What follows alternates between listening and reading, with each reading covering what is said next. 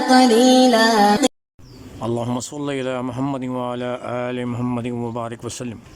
अस्सलामु अलैकुम नाज़रीन, सूरह मुज़म्मिल आप सल्लल्लाहु अलैहि वसल्लम का फरमान है कि जो कोई सूरह मुज़म्मिल को पढ़ता है और एक टाइम मुकर्रर करके इशा की नमाज के बाद या कोई भी टाइम जो आपको मैसर हो उसमें अगर आप पढ़ते हैं, और अगर आप नहीं पढ़ सकते तो आप इसको सुन सकते हैं। एक टाइम मुकर्रर करके आप सुन लें और अगरबत्तियाँ खुली रख लें, और जब तलावत ख़त्म हो तो वो अगरबत्तियाँ आप पूरा महीना यूज़ भी कर सकते हैं।